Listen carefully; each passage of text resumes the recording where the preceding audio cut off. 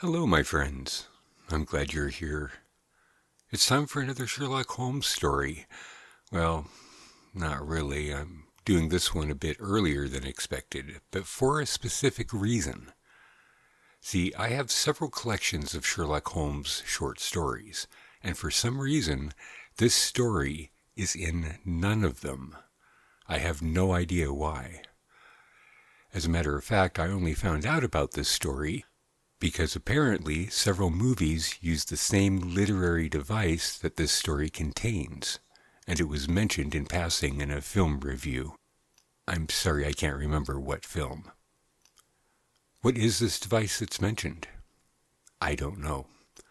I haven't read it yet, but now we get the chance to explore it together. If you spot it, say so in the comments. I'd love to hear what your thoughts are. Sit back, relax, and enjoy.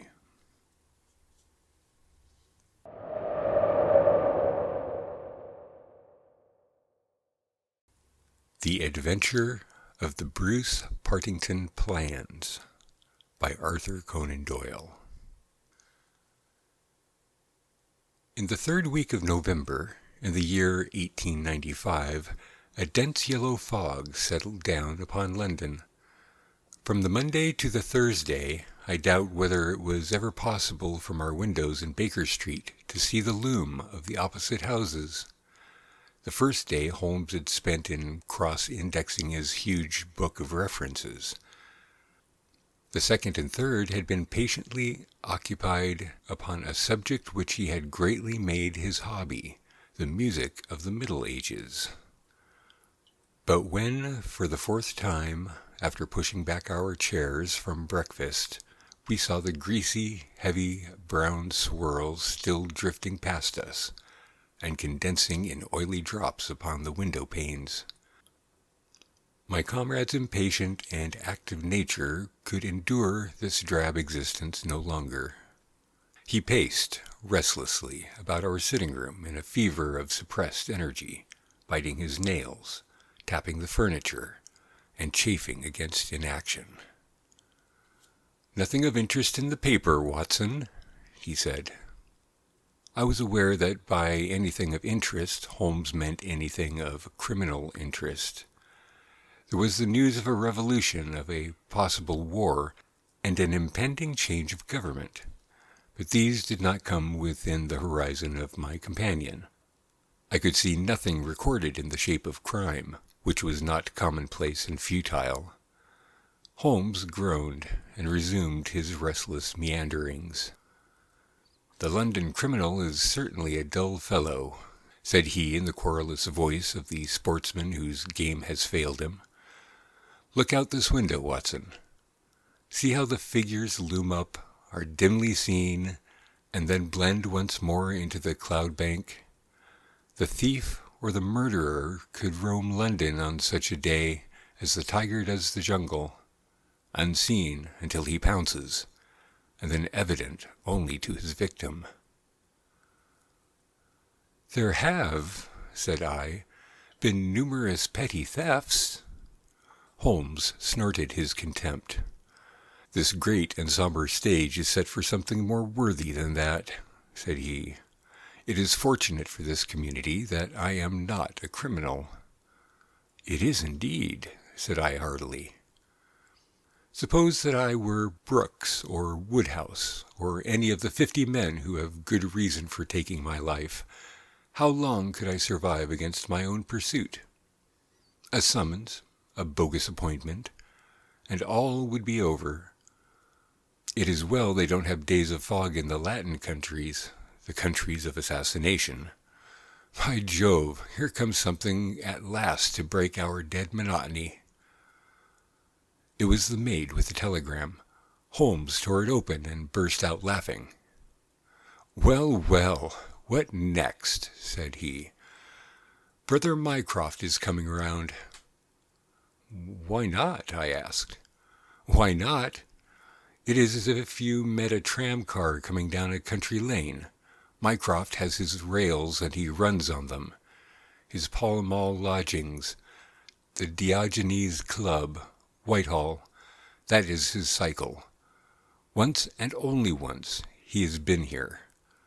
What upheaval could possibly have derailed him? Does he not explain? Holmes handed me his brother's telegram. Must see you over Cadogan West. Coming at once. Mycroft.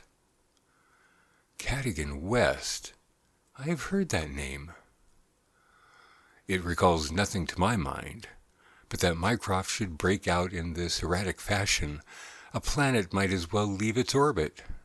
By the way, do you know what Mycroft is? I had some vague recollection of an explanation at the time of the adventure of the Greek interpreter. You told me that he had some small office under the British government. Holmes chuckled. I did not know you quite so well in those days.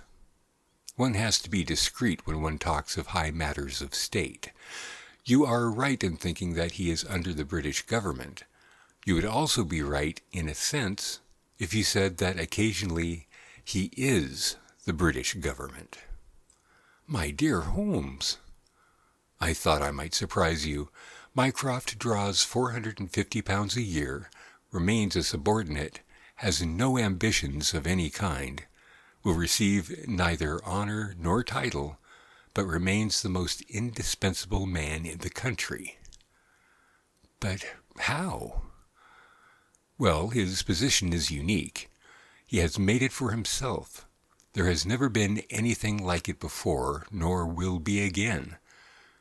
He has the tidiest and most orderly brain, with the greatest capacity for storing facts, of any man living.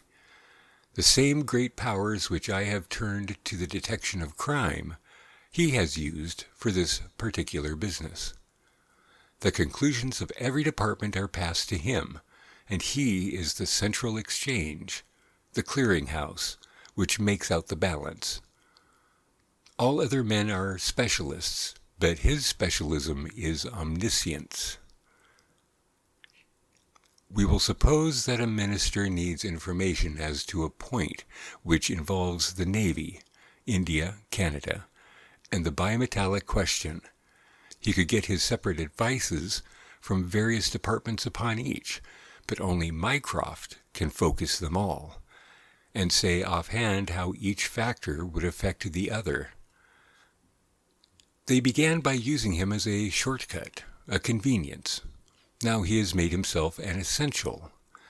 In that great brain of his, everything is pigeonholed and can be handed out in an instant.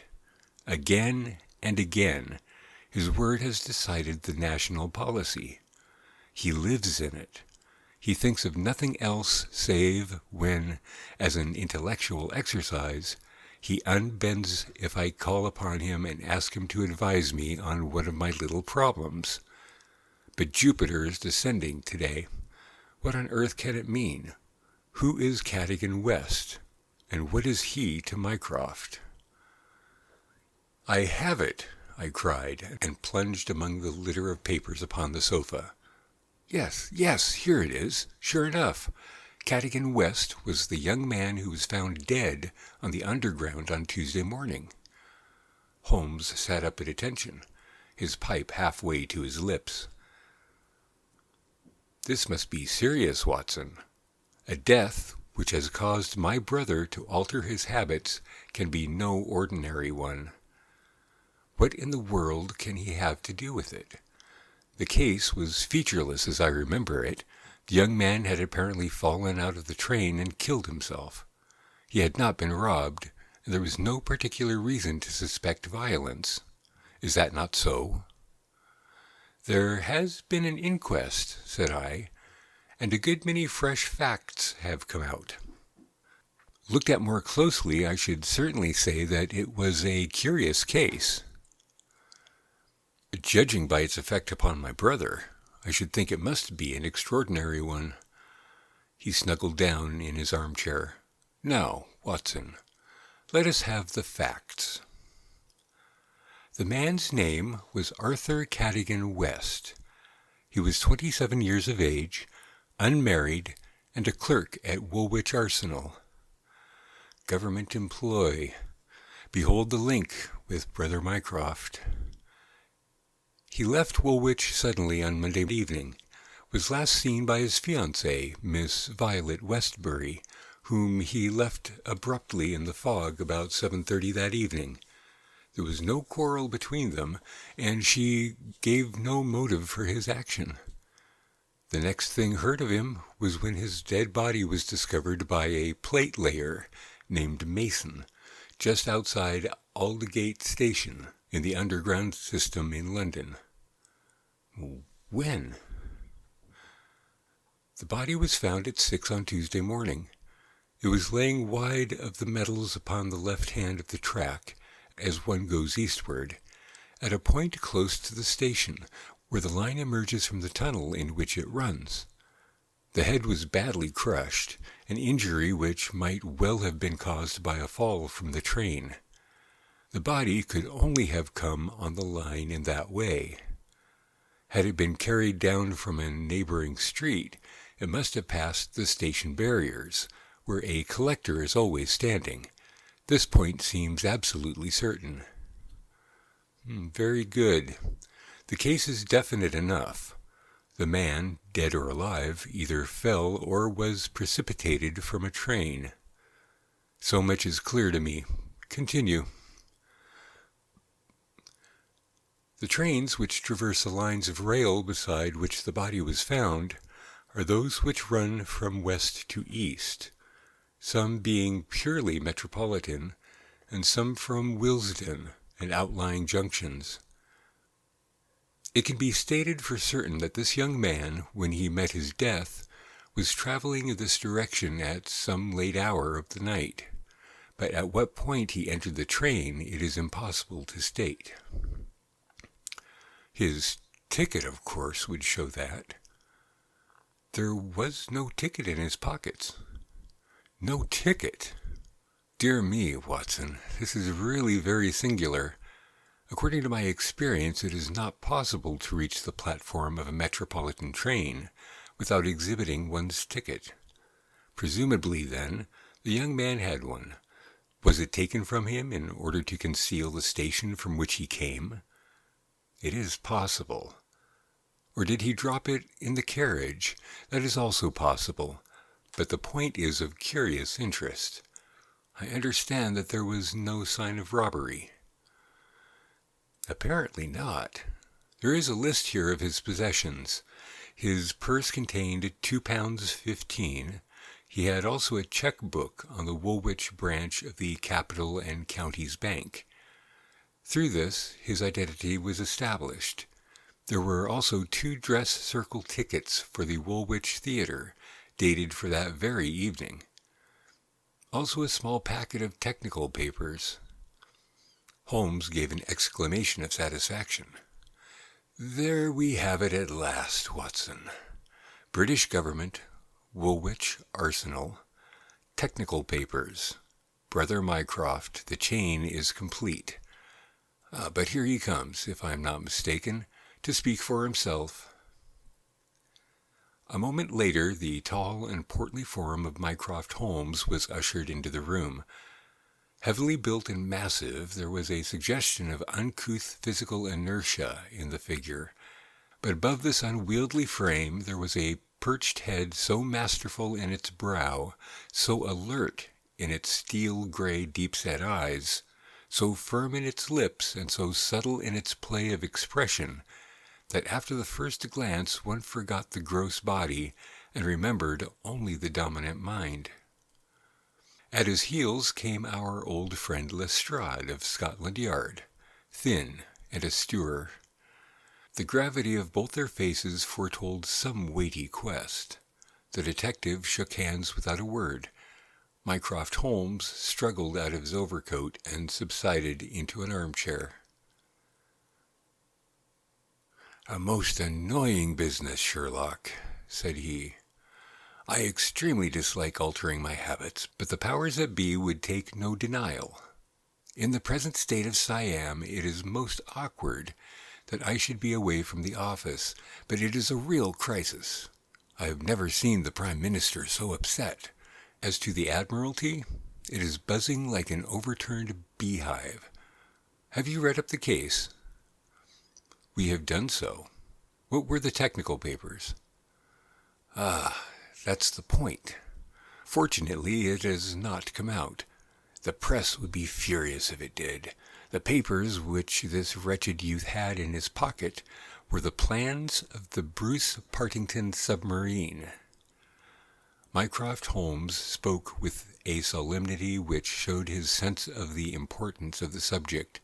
His brother and I sat expectant. "Surely you have heard of it? I thought everyone had heard of it." "Only as a name." "Its importance can hardly be exaggerated. It has been the most jealously guarded of all government secrets. You may take it from me that naval warfare becomes impossible within the radius of a Bruce-Partington's operation. 2 years ago, a very large sum was smuggled through the estimates, and was expended in acquiring a monopoly of the invention. Every effort has been made to keep the secret. The plans, which are exceedingly intricate, comprising some 30 separate patents, each essential to the working of the whole, are kept in an elaborate safe in a confidential office adjoining the arsenal, with burglar-proof doors and windows. Under no conceivable circumstances were the plans to be taken from the office. If the chief constructor of the Navy desired to consult them, even he was forced to go to the Woolwich office for the purpose. And yet here we find them in the pocket of a dead junior clerk in the heart of London. From an official point of view, it's simply awful." "Oh, but you have recovered them." "No, Sherlock, no. That's the pinch. We have not. 10 papers were taken from Woolwich. There were 7 in the pocket of Cadogan West. The 3 most essential are gone. Stolen, vanished. You must drop everything, Sherlock. Never mind your usual petty puzzles of the police court. It's a vital international problem that you have to solve. Why did Cadogan West take the papers? Where are the missing ones? How did he die? How came his body where it was found? How can the evil be set right? Find an answer to all these questions, and you will have done good service for your country."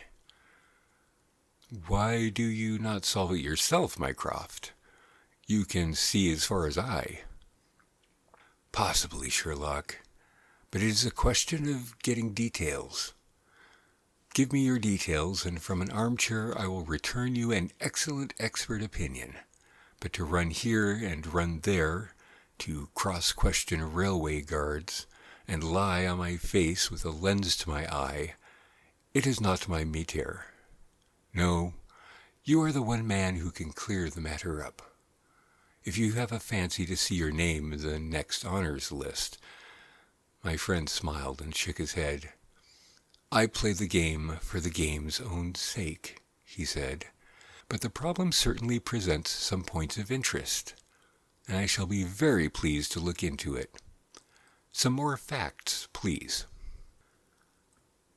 I have jotted down the more essential ones upon this sheet of paper, together with a few addresses which you will find of service. The actual official guardian of the papers is the famous government expert Sir James Walter, whose decorations and subtitles fill 2 lines of a book of reference.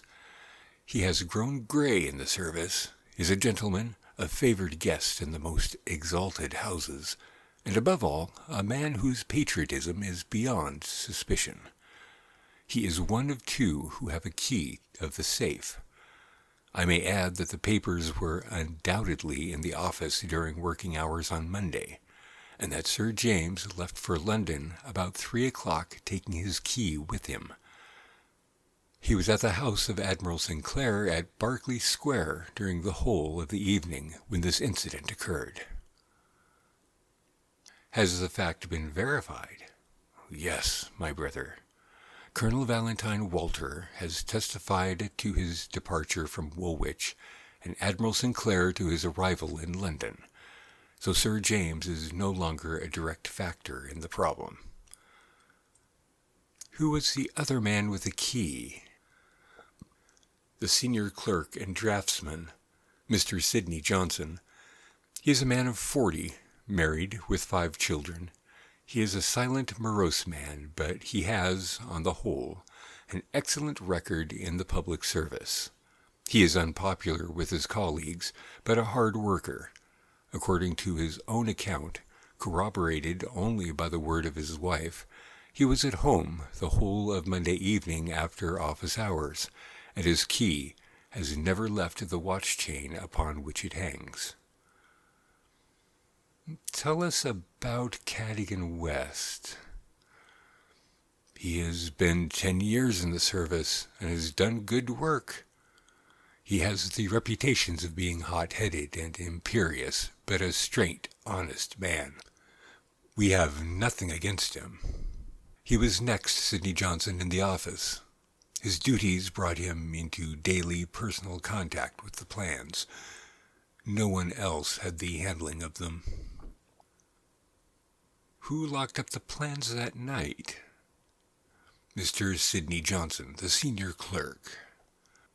Well, it is surely perfectly clear who took them away. They are actually found upon the person of his junior clerk, Cadogan West. That seems final, does it not? It does, Sherlock, and it leaves so much unexplained. In the first place, why did he take them? I presume they were of value. He could have got several thousands for them very easily. Can you suggest any possible motive for taking the papers to London, except to sell them? No, I cannot. Then we must take that as our working hypothesis. Young West took the papers. Now this could only be done by having a false key. Several false keys. He had to open the building and the room. He had, then, several false keys. He took the papers to London to sell the secret, intending, no doubt, to have the plans themselves back in the safe next morning, before they were missed. While in London, on this treasonable mission, he met his end. How? We will suppose that he was traveling back to Woolwich, when he was killed and thrown out of the compartment. Aldgate, where the body was found, is considerably past the station London Bridge, which would be his route to Woolwich. Many circumstances could be imagined under which he would pass London Bridge. There was someone in the carriage, for example, with whom he was having an absorbing interview. This interview led to a violent scene in which he lost his life. Possibly he tried to leave the carriage, fell out on the line, and so met his end. The other closed the door. There was a thick fog, and nothing could be seen. No better explanation can be given with our present knowledge, and yet consider, Sherlock, how much you leave untouched. We will suppose, for argument's sake, that young Cadogan West had determined to convey these papers to London. He would naturally have made an appointment with the foreign agent, and kept his evening clear. Instead of that, he took 2 tickets for the theater, escorted his fiancée halfway there, and then suddenly disappeared. A blind, said Lestrade, who had been listening with some impatience to the conversation. A very singular one. That is objection number 1. Objection number 2, we will suppose that he reaches London and sees the foreign agent. He must bring back the papers before morning, or the loss will be discovered. He took away 10. Only 7 were in his pocket, but what became of the other 3? He certainly would not leave them of his own free will. Then again, where is the price of his treason? One would have expected to find a large sum of money in his pocket. It seems to me perfectly clear, said Lestrade. I have no doubt at all as to what occurred. He took the papers to sell them. He saw the agent. He could not agree as to price. He started home again, but the agent went with him. In the train, the agent murdered him, took the more essential papers, and threw his body from the carriage. That would account for everything, would it not? Why had he no ticket? The ticket would have shown which station was nearest the agent's house. Therefore, he took it from the murdered man's pocket. "Good, Lestrade, very good," said Holmes. "Your theory holds together. But if this is true, then the case is at an end. On the one hand, the traitor is dead. On the other, the plans of the Bruce-Partington submarine are presumably already on the continent. What is there for us to do?" "To act, Sherlock, to act!" cried Mycroft, springing to his feet. "All my instincts are against this explanation. Use your powers. Go to the scene of the crime. See the people concerned. Leave no stone unturned. In all your career you have never had so great a chance of serving your country." "Well, well," said Holmes, shrugging his shoulders. "Come, Watson. And you, Lestrade, could you favor us with your company for an hour or two? We will begin our investigation by a visit to Aldgate Station. Goodbye, Mycroft. I shall let you have a report before evening, but I will warn you in advance that you have little to expect." An hour later, Holmes, Lestrade, and I stood upon the underground road at the point where it emerges from the tunnel immediately before Aldgate Station. A courteous, red-faced old gentleman represented the railway company. "This is where the young man's body lay," said he, indicating the spot about 3 feet from the metals. "It could not have fallen from above, for these, as you see, are all blank walls. Therefore it could only have come from a train, and that train, so far as we can trace it, must have passed about midnight on Monday." "Have the carriages been examined for any sign of violence?" "There are no such signs, and no ticket has been found." "No record of a door being found open?" "None." "We have had some fresh evidence this morning," said Lestrade. "A passenger who passed Aldgate in an ordinary metropolitan train about 11:40 on Monday night declares that he heard a heavy thud as a body striking the line, just before the train reached the station. There was dense fog, however, and nothing could be seen. He made no report of it at the time. Why, whatever is the matter with Mr. Holmes?" My friend was standing with an expression of strained intensity upon his face, staring at the railway metals where they curve out of the tunnel. Aldgate is a junction, and there was a network of points. On these his eager, questioning eyes were fixed, and I saw on his keen, alert face that tightening of the lips, that quiver of the nostrils, the concentration of the heavy, tufted brows which I knew so well. "Points," he muttered.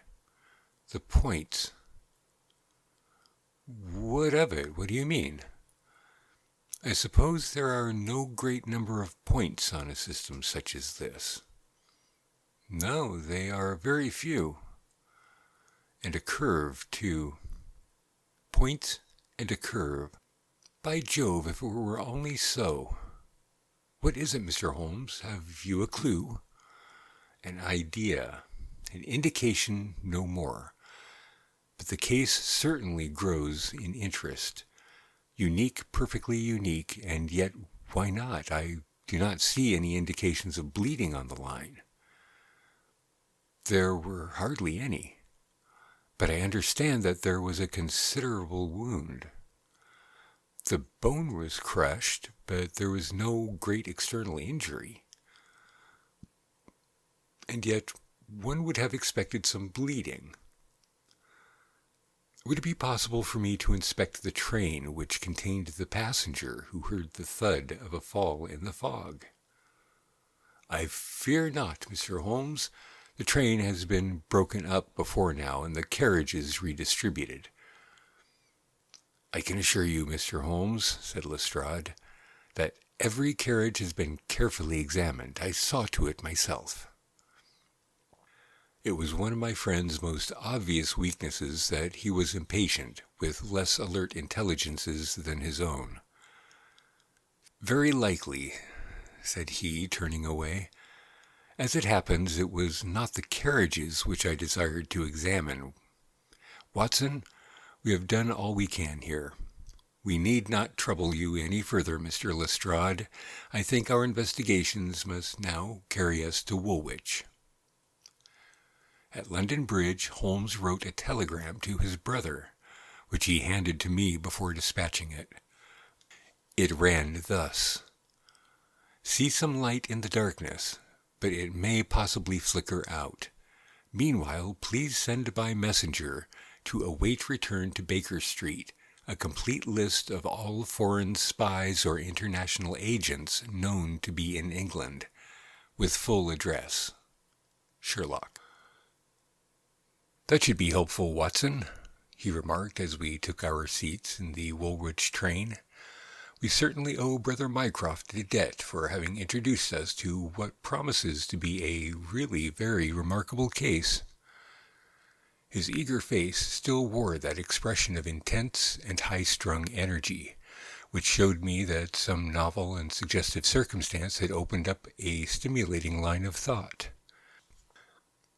See the foxhound with hanging ears and drooping tail as it lolls across the kennels, and compare it with the same hound as, with gleaming eyes and straining muscles, it runs upon a breast-high scent. Such was the change in Holmes since the morning. He was a different man from the limp and lounging figure in the mouse-colored dressing-gown who had prowled so restlessly only a few hours before round the fog-girt room. "There is material here.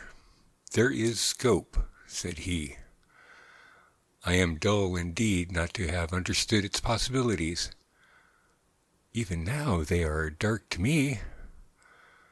The end is dark to me also, but I have hold of one idea which may lead us far. The man met his death elsewhere, and his body was on the roof of a carriage." "On the roof? Is it a coincidence that it is found at the very point where the train pitches and sways as it comes round on the points? Is it not that the place where an object upon the roof might be expected to fall off? The points would affect no object inside the train. Either the body fell from the roof, or a very curious coincidence has occurred. But now consider the question of the blood. Of course there was no bleeding on the line if the body had bled elsewhere. Each fact is suggestive in itself. Therefore, they have a cumulative force." "And the ticket, too," I cried.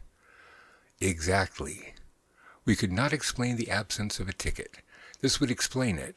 Everything fits together." "But suppose it was so, we are still as far as ever from unraveling the mystery of his death. Indeed, it becomes not simpler but stranger." "Perhaps," said Holmes thoughtfully, "perhaps." He relapsed into a silent reverie, which lasted until the slow train drew up at last in Woolwich Station. There he called a cab and drew Mycroft's paper from his pocket. "We have quite a little round of afternoon calls to make," said he. "I think that Sir James Walter claims our first attention." The house of the famous official was a fine villa with green lawns stretching down to the Thames. As we reached it, the fog was lifting, and a thin, watery sunshine was breaking through. A butler answered our ring. "Sir James, sir," said he with solemn face. "Sir James died this morning." "Good heavens!" cried Holmes in amazement. "How did he die?"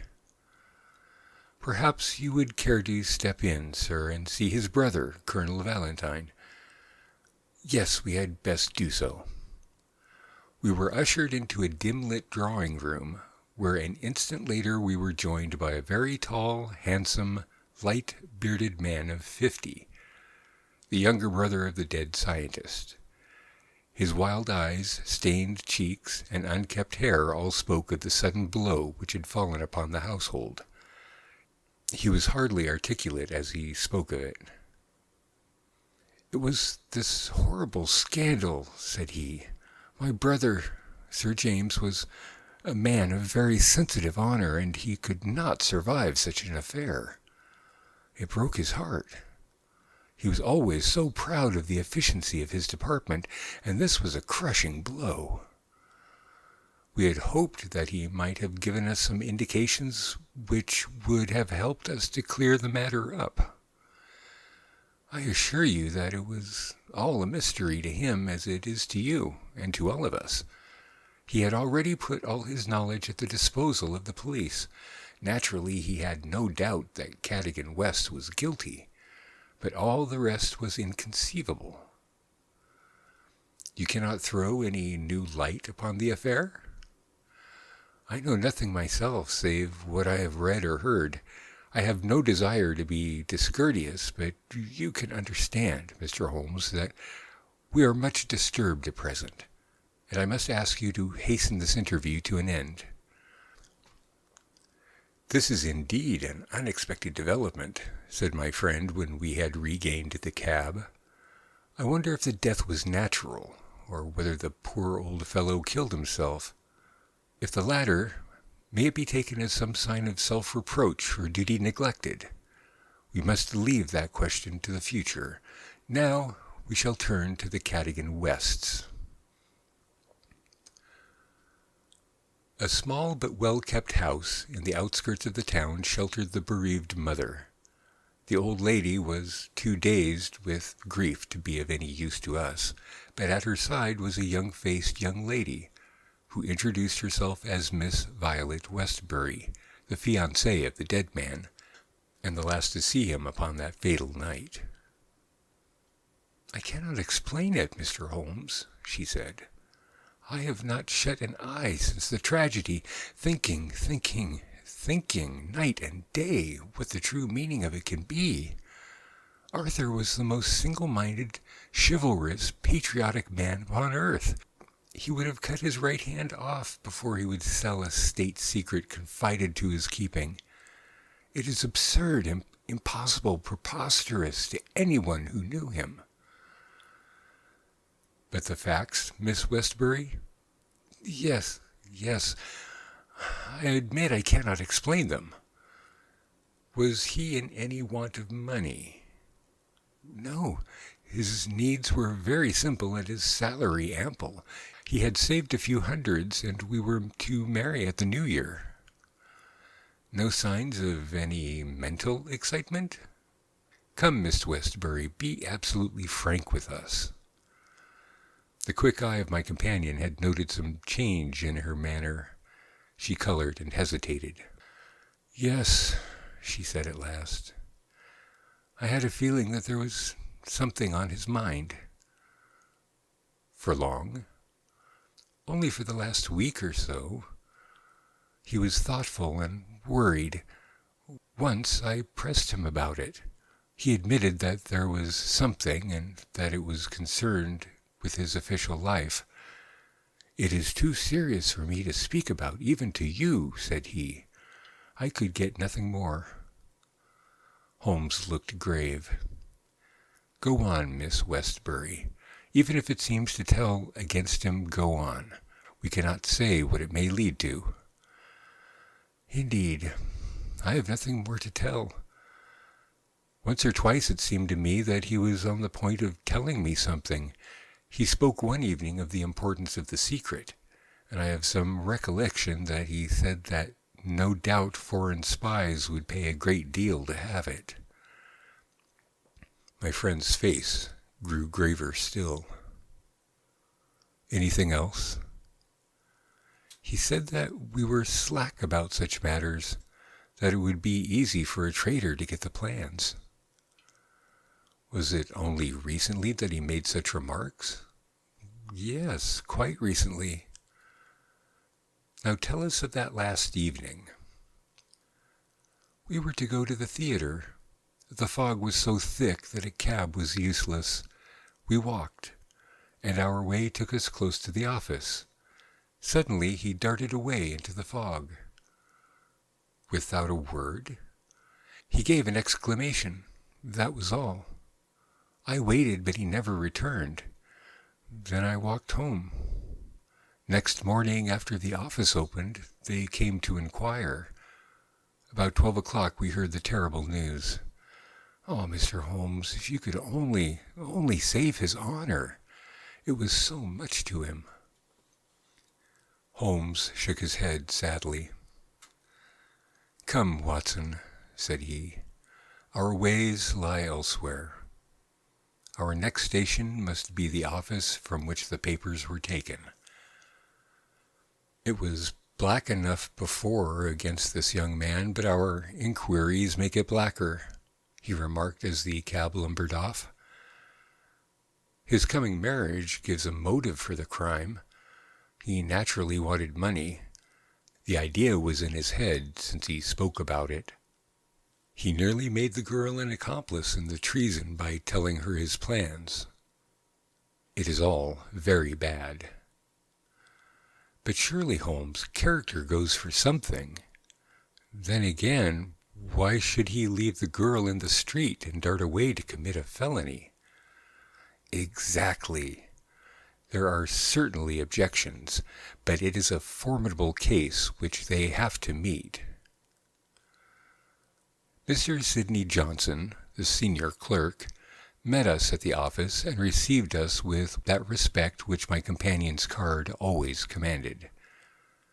He was a thin, gruff, bespectacled man of middle age, his cheeks haggard and his hands twitching from the nervous strain to which he had been subjected. "It is bad, Mr. Holmes, very bad. Have you heard of the death of the chief?" "We have just come from his house."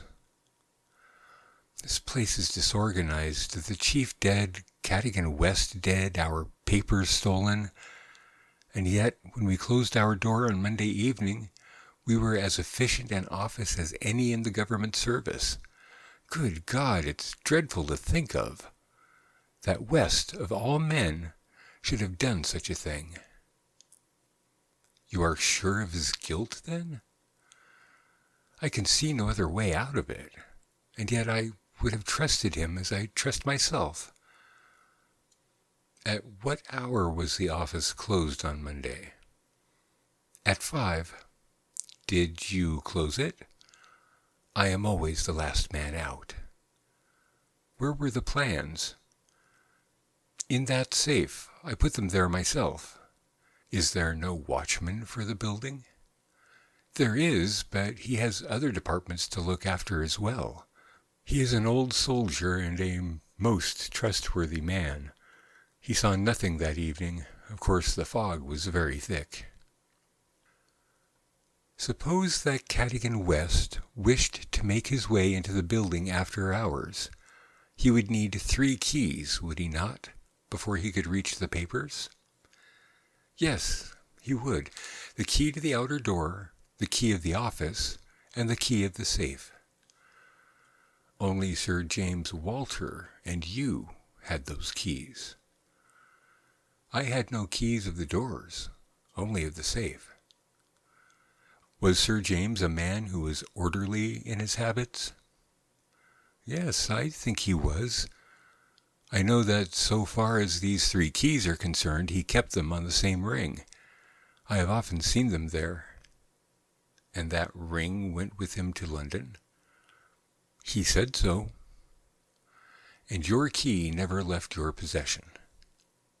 "Never." "Then West, if he is the culprit, must have had a duplicate. And yet none was found upon his body. One other point, if a clerk in this office desired to sell the plans, would it not be simpler to copy the plans for himself than to take the originals, as was actually done? It would take considerable technical knowledge to copy the plans in an effective way. But I suppose either Sir James or you or West has that technical knowledge. No doubt we had, but I beg you won't try to drag me into the matter, Mr. Holmes. What is the use of our speculating in this way when the original plans were actually found on West? Well, it is certainly singular that he should run the risk of taking originals if he could safely have taken copies, which would have equally served his turn. Singular, no doubt, and yet he did so. Every inquiry in this case reveals something inexplicable. Now, there are 3 papers still missing. They are, as I understand, the vital ones. Yes, that is so.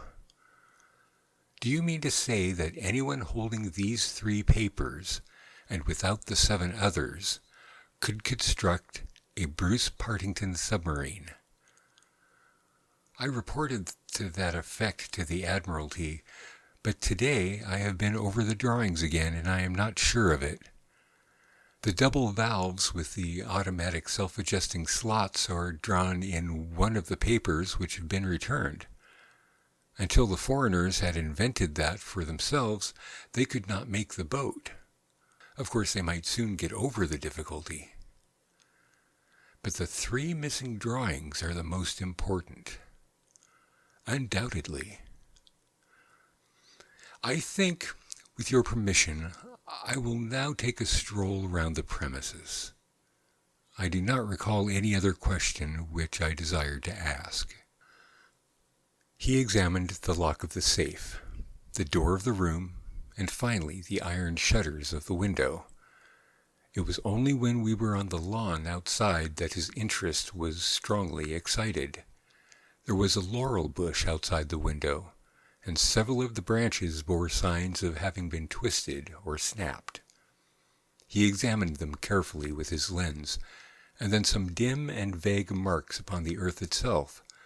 Finally, he asked the chief clerk to close the iron shutters, and he pointed out to me that they hardly met in the center, and that it would be possible for anyone outside to see what was going on within the room.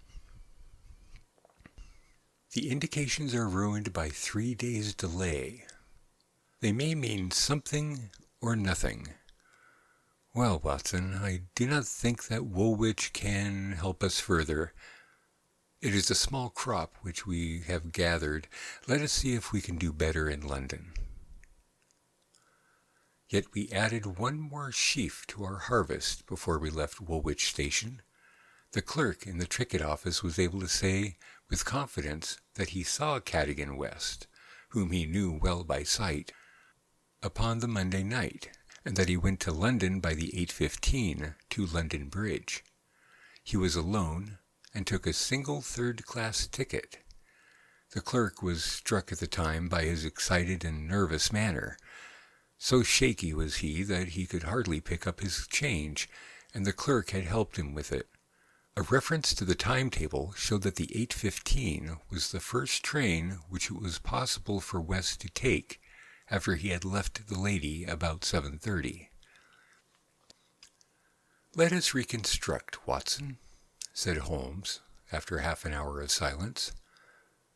"I am not aware that in all our joint researches we have ever had a case which was more difficult to get at. Every fresh advance which we make only reveals a fresh ridge beyond, and yet we have surely made some appreciable progress.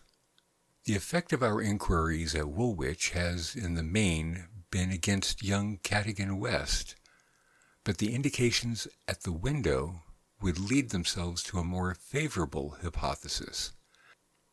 Let us suppose, for example, that if he had been approached by some foreign agent, it might have been done under such pledges as would be prevented him from speaking of it, and yet would have affected his thoughts in the direction indicated by his remarks to his fiancée.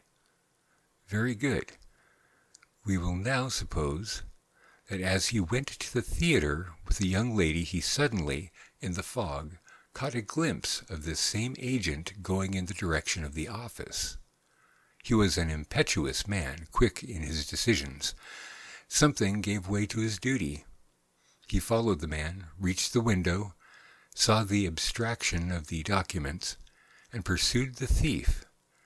In this way, we get over the objection that no one would take originals when he could make copies.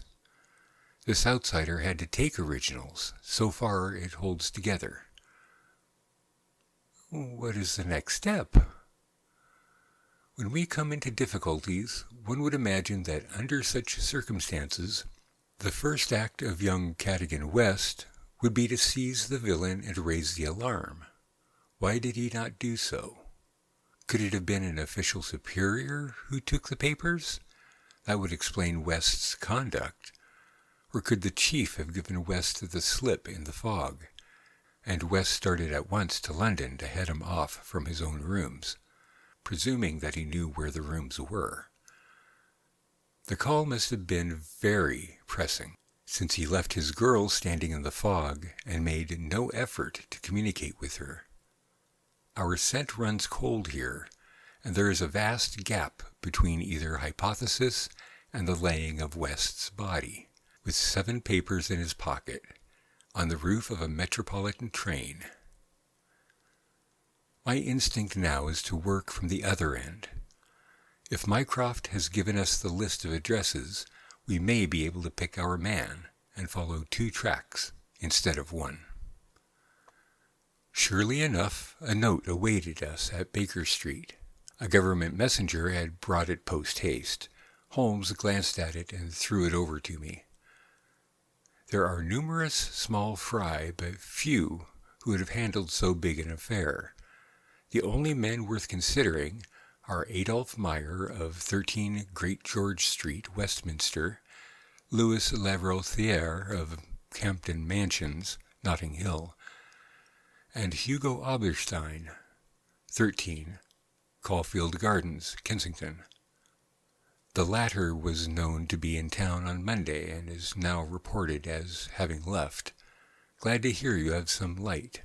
The cabinet awaits your final report with the utmost anxiety.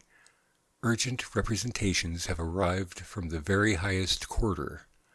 The whole force of the state is at your back if you should need it. Mycroft. I'm afraid, said Holmes, smiling, that all the Queen's horses and all the Queen's men cannot avail in this matter. He had spread out his big map of London and leaned eagerly over it. Well, well, said he presently with an exclamation of satisfaction, things are turning a little in our direction at last. Why, Watson, I do honestly believe that we are going to pull it off after all. He slapped me on the shoulder with a sudden burst of hilarity. I am going out now. It is only a reconnaissance. I will do nothing serious without my trusted comrade and biographer at my elbow. Do you stay here, and the odds are that you will see me again in an hour or 2. If time hangs heavy, get fool's cap and a pen, and begin your narrative of how we saved the state. I felt some reflection of his elation in my own mind, for I knew well that he would not depart so far from his usual austerity of demeanor unless there was a good cause for exultation. All the long November evening I waited, filled with impatience for his return. At last, shortly after 9 o'clock, there arrived a messenger with a note. Am dining at Goldini's Restaurant, Gloucester Road, Kensington. Please come at once and join me there. Bring with you a jemmy, a dark lantern, a chisel, and a revolver. S.H. It was a nice equipment for a respectable citizen to carry through the dim, fog-draped streets.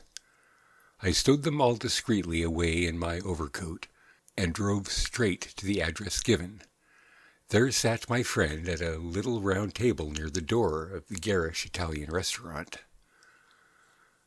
Have you had something to eat? Then join me in a coffee and curacao. Try one of the proprietor's cigars. They are less poisonous than one would expect. Have you the tools? They are here in my overcoat. Excellent.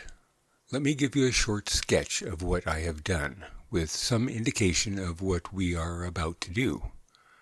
Now it must be evident to you, Watson, that this young man's body was placed on the roof of the train. That was clear from the instant that I determined the fact that it was from the roof and not from a carriage that he had fallen. Could it not have been dropped from a bridge? I should say it was impossible. If you examine the roofs, you will find that they are slightly rounded, and there is no railing around them. Therefore I can say for certain that young Cadogan West was placed on it. How could he be placed there? That was the question which we had to answer. There is only one possible way. You are aware that the underground runs clear of tunnels at some points in the West End. I had a vague memory that, as I had traveled by it, I have occasionally seen the windows just above my head. Now suppose that a train halted under such a window. Would there be any difficulty in laying a body upon the roof? It seems most improbable. We must fall back upon the old axiom that when all other contingencies fail, whatever remains, however improbable, must be the truth.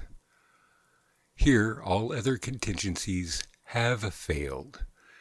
When I found that the leading international agent, who had just left London, lived in a row of houses which abutted upon the underground, I was so pleased that you were a little astonished at my sudden frivolity.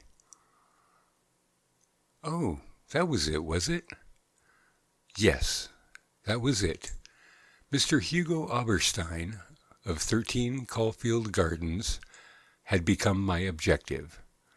I began my operations at Gloucester Road Station, where a very helpful official walked with me along the track and allowed me to satisfy myself not only that the back stair windows of Caulfield Gardens open on the line, but the even more essential fact that, owing to the intersection of one of the larger railways, the underground trains are frequently held motionless for some minutes at that very spot. Splendid, Holmes, you have got it. So far, Watson. We advance, but the goal is afar. Well, having seen the back of Caulfield Gardens, I visited the front and satisfied myself that the bird was indeed flown. It is a considerable house, unfurnished, so far as I could judge, in the upper rooms. Oberstein lived there with a single valet, who was probably a confederate entirely in his confidence. We must bear in mind that Oberstein was gone to the Continent to dispose of his booty, but not with any idea of flight, for he had no reason to fear a warrant, and the idea of an amateur domiciliary visit would certainly never occur to him. Yet that is precisely what we are about to make. Could we not get a warrant and legalize it? Hardly on the evidence. What can we hope to do? We cannot tell what correspondence may be there. I don't like it, Holmes. My dear fellow, you shall keep watch in the street. I'll do the criminal part. It's not a time to stick at trifles. Think of Mycroft's note, of the Admiralty, the Cabinet, the exalted person who waits for news. We are bound to go. My answer was to rise from the table. You are right, Holmes. We are bound to go. He sprang up and shook me by the hand. I knew you would not shrink at the last, said he, and for a moment I saw something in his eyes which was nearer to tenderness than I had ever seen. The next instant he was his masterful, practical self once more. It is nearly half a mile, but there is no hurry. Let us walk, said he. Don't drop the instruments, I beg. Your arrest as a suspicious character would be a most unfortunate complication. Caulfield Gardens was one of those lines of flat-faced, pillared, and porticoed houses which are so prominent a product of the Middle Victorian epoch in the West End of London. Next door there appeared to be a children's party, for the merry buzz of young voices and the clatter of a piano resounded through the night. The fog still hung about and screened us with its friendly shade. Holmes had lit his lantern and flashed it upon the massive door. "This is a serious proposition," said he. "It is certainly bolted as well as locked. We would do better in the area. There is an excellent archway down yonder in case a too zealous policeman should intrude. Give me a hand, Watson, and I'll do the same for you." A minute later we were both in the area. Hardly had we reached the dark shadows before the step of the policeman was heard in the fog above. As its soft rhythm died away, Holmes set to work upon the lower door. I saw him stoop and strain until with a sharp crash it flew open. We sprang through into the dark passage, closing the area door behind us. Holmes led the way up the curving, uncarpeted stair. His little fan of yellow light shone upon a low window. "Here we are, Watson. This must be the one." He threw it open, and as he did so there was a low, harsh murmur, growling steadily into a loud roar as a train dashed past us in the darkness. Holmes swept his light along the window-sill. It was thickly coated with soot from the passing engines, but the black surface was blurred and rubbed in places. "You can see where they rested the body. Halloa, Watson, what is this? Can there be no doubt that it is a blood mark?" He was pointing to faint discolorations along the woodwork of the window.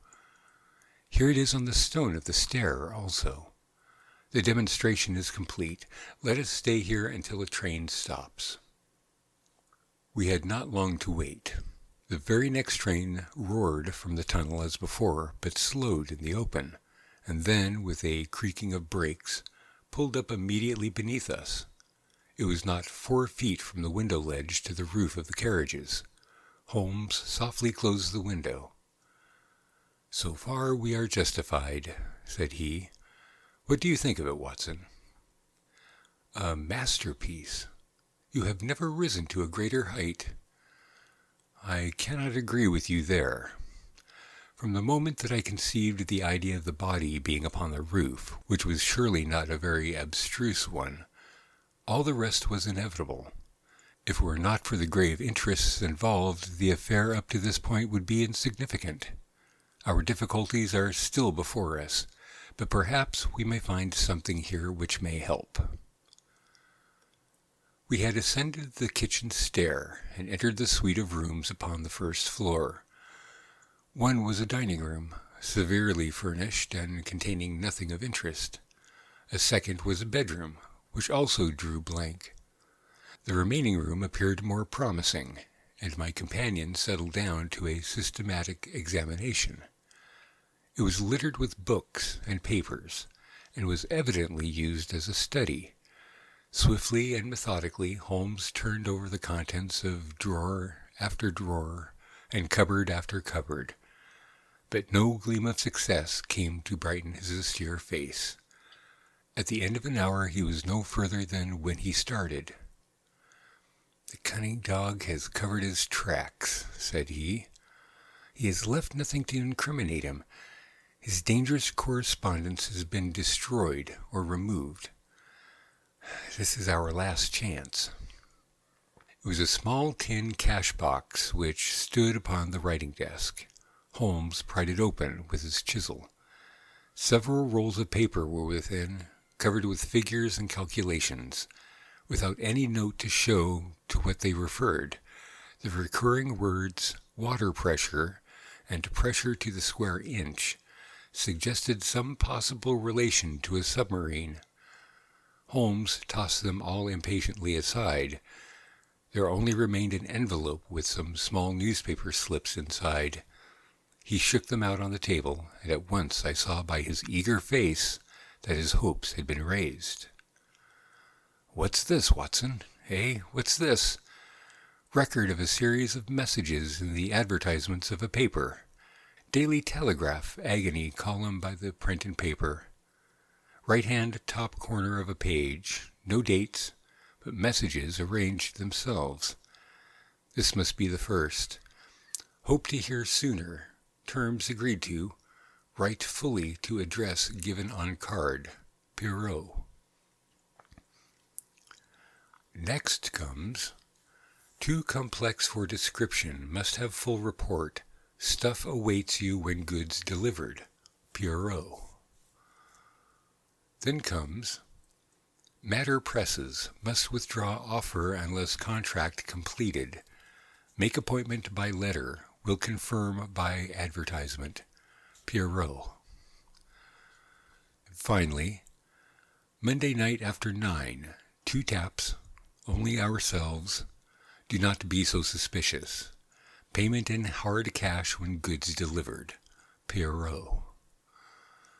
A fairly complete record, Watson. If we could only get at the man at the other end. He sat lost in thought, tapping his fingers on the table. Finally he sprang to his feet. "Well, perhaps it won't be so difficult after all. There is nothing more to be done here, Watson. I think we might drive round to the offices of the Daily Telegraph, and so bring a good day's work to a conclusion." Mycroft, Holmes, and Lestrade had come round by appointment after breakfast next day, and Sherlock Holmes had recounted to them our proceedings of the day before. The professional shook his head over our confessed burglary.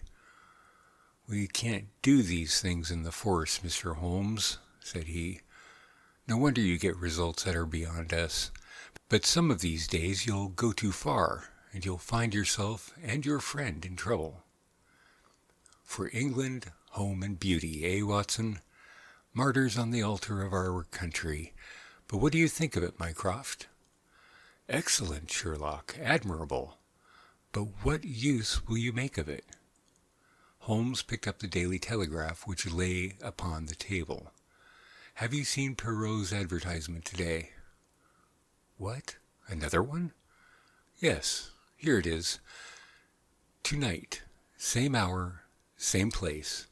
2 taps. Most vitally important.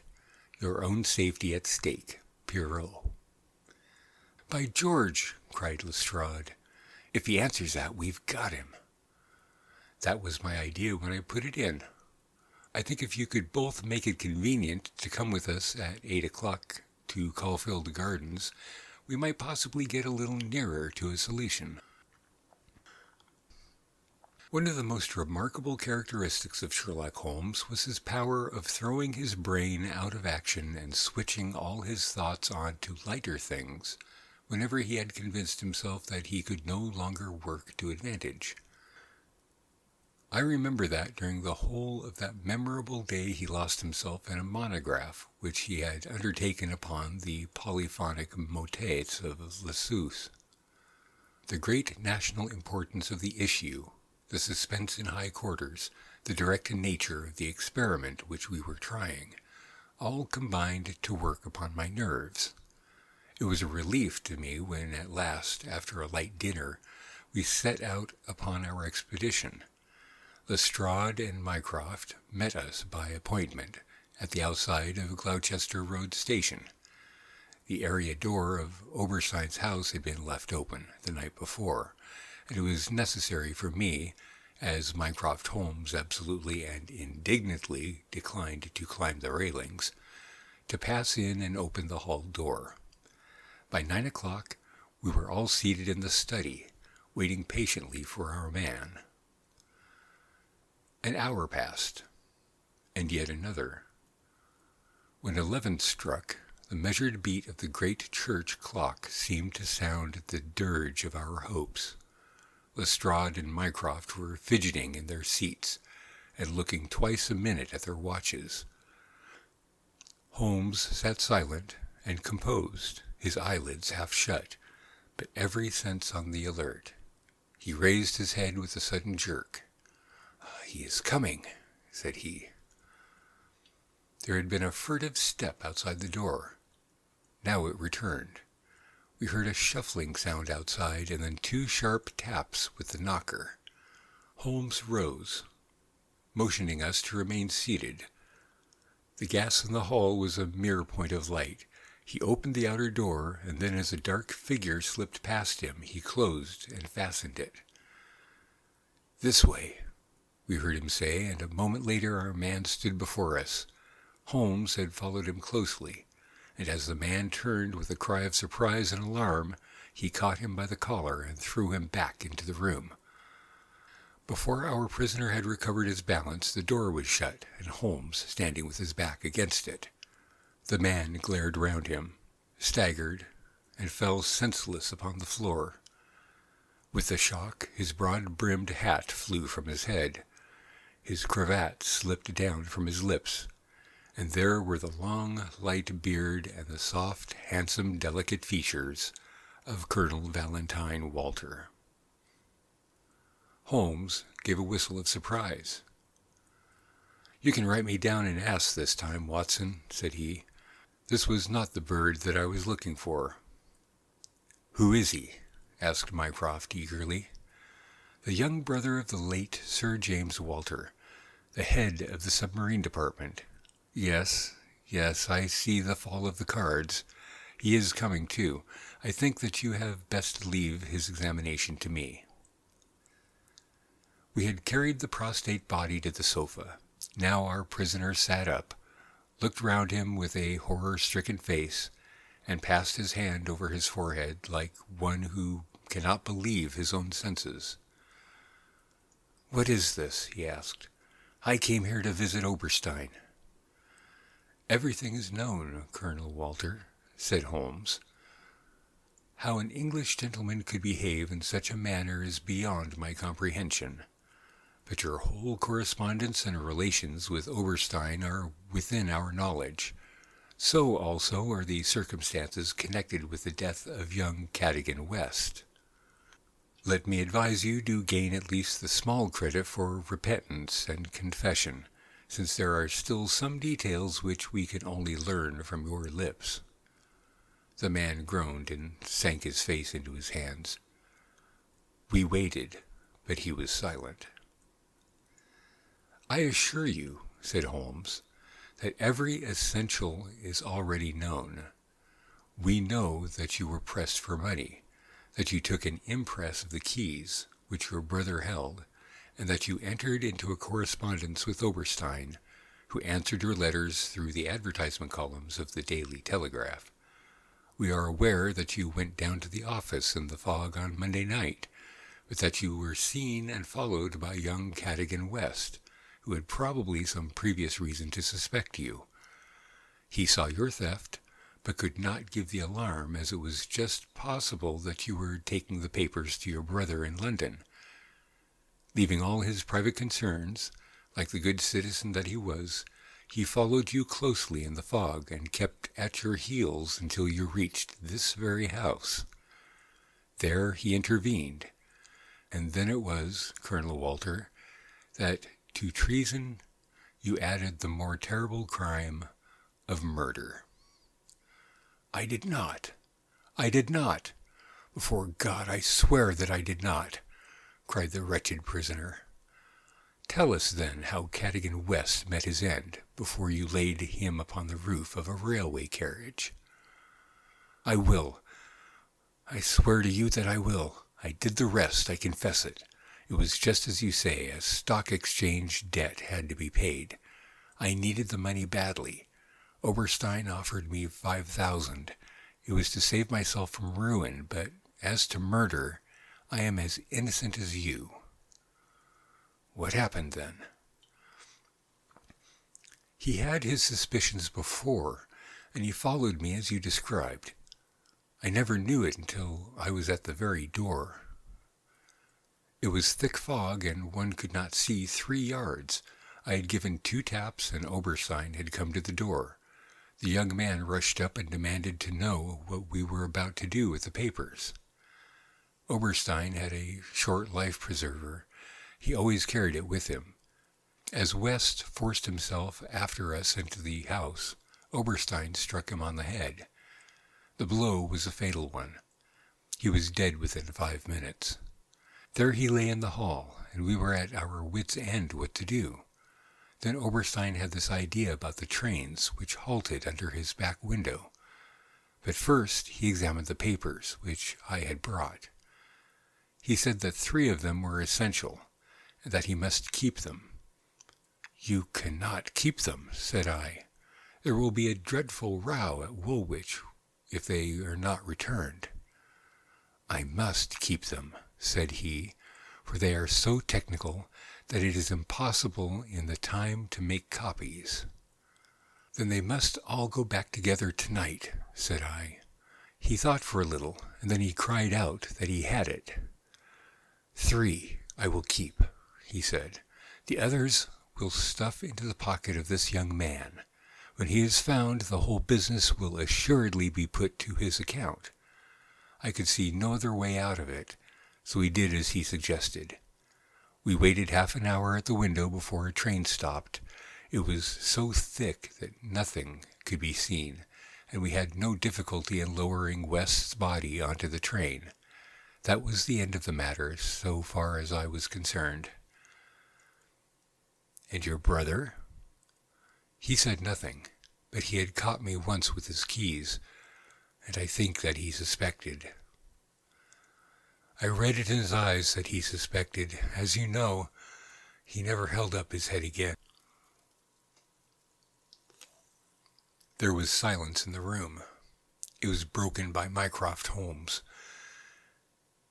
"Can you not make reparation? It would ease your conscience, and possibly your punishment." "What reparation can I make?" "Where is Oberstein with the papers?" "I do not know." "Did he give you no address?"